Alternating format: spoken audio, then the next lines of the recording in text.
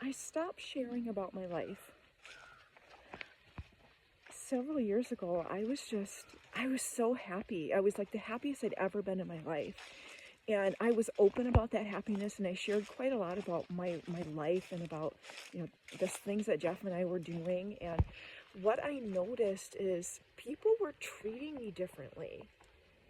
Like, people that I thought were on my team were not happy for me.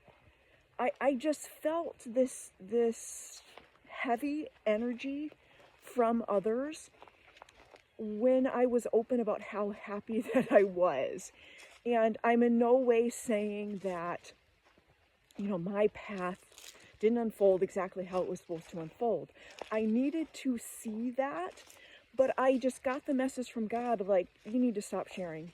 You need to stop showing people what's going on in your life, because it is affecting your life.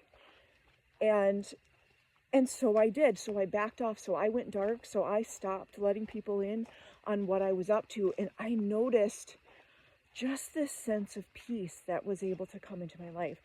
I noticed how I thought of other people's opinion or acceptance when making decisions. And it was just mind-blowing to hear the other people's voices in your life that you don't realize you're allowing to guide you.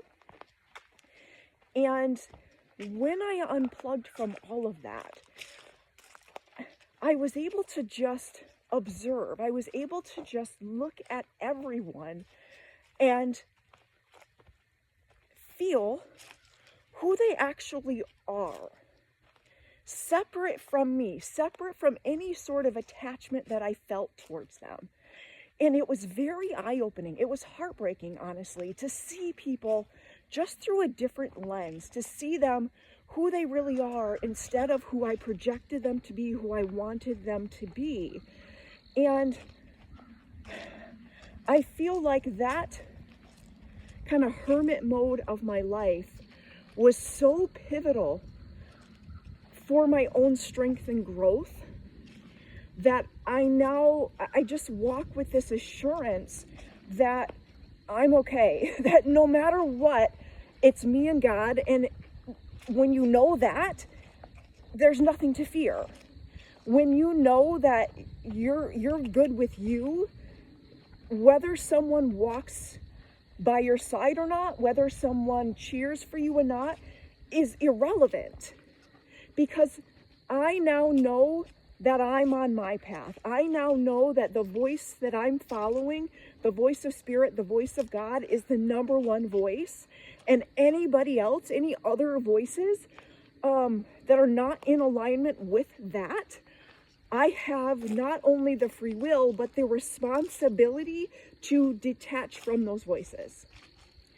Now, I'm not saying like I'm imagining things in my mind. I'm saying the voices of the people that you have lived with, that you have had life with, that have formed attachments to you, that siphon energy off of you, that try to control and manipulate you, all of that, the ways in which you participated in it, is illusion that you have the ability and the responsibility to free yourself from.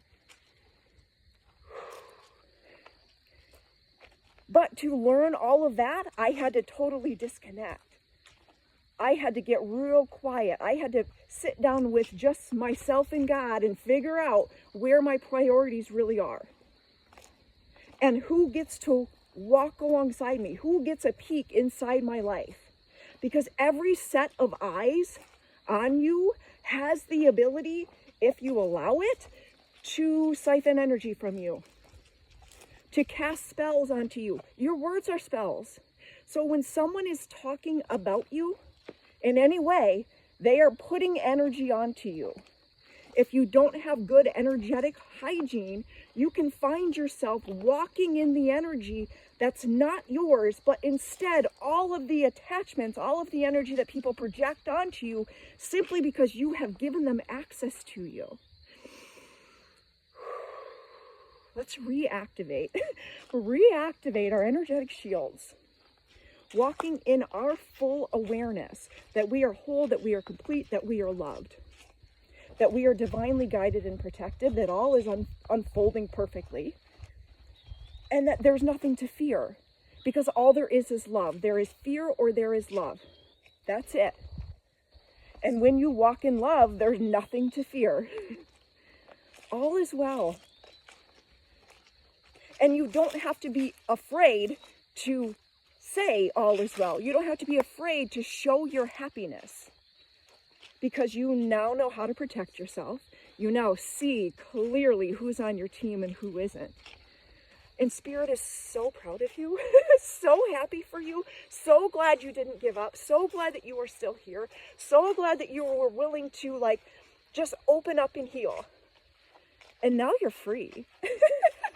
Welcome back home.